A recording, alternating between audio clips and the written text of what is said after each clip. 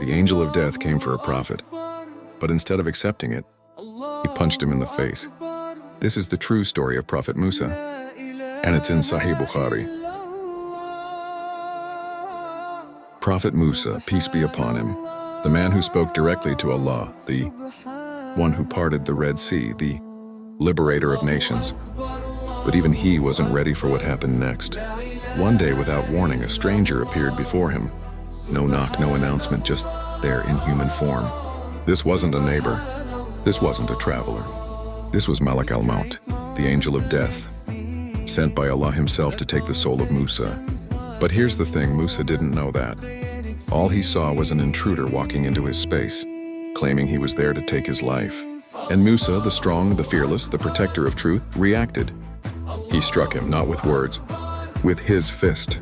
And this is where it gets shocking. The angel of death, one of the most powerful creations of Allah, returned to his Lord with a damaged eye. The exact words from Sahih Bukhari, "You sent me to a servant who does not want to die, and he has knocked out my eye." Let that sink in. A prophet of Allah punched the angel of death so hard, his eye was damaged in his human form. This isn't a myth. This isn't a legend passed down through generations. This is authenticated Islamic history, recorded in one of the most trusted sources we have. Now I know what you're thinking. How is this even possible? Why would Allah allow a prophet to do this? Here's the key most people miss.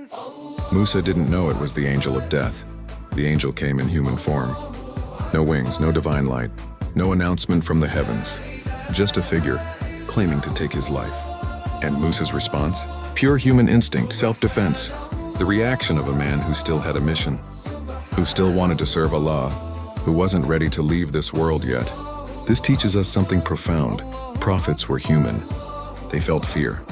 They felt attachment to life. They had the same natural instincts we do. The difference? They submitted when the truth became clear. Pause for a second. Comment below, did you know this story before watching this video? Yes or no? I genuinely want to know how many people have heard this. So the angel of death goes back to Allah.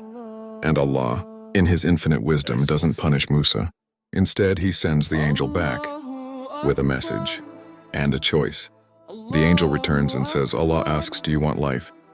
Place your hand on the back of an ox. For every hair that your hand covers, you will be granted 1 more year of life. Think about that for a moment. One hand covering the back of an ox, thousands of hairs. That's not just a few more years. That's decades, maybe even centuries.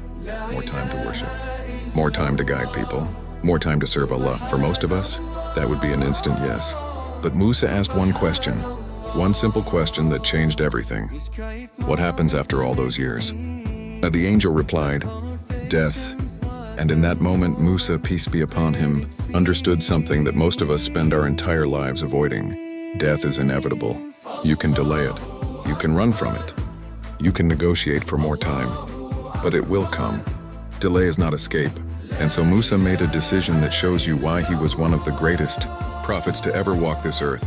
He said, then let it be now. But he had one request, one final wish before his soul was taken. Let me die close to the Holy Land, even if it's just by a stone's throw. And Allah granted him that. The Prophet Muhammad, peace be upon him, later said, if I were there, I would show you his grave by the red sand hill on the side of the road. Musa didn't choose 1,000 more years. He didn't choose extended time in this world. He chose nearness to Allah. He chose proximity to the sacred over a prolonged life. Even the man who spoke to Allah directly had to taste death. So what do we take from this? First, even prophets had natural human reactions. Musa struck the angel out of instinct. He felt fear. He felt attachment to life. But that doesn't make him less than a prophet. It makes him human. And it reminds us that fear of death is natural. What matters is what you do when the truth becomes clear.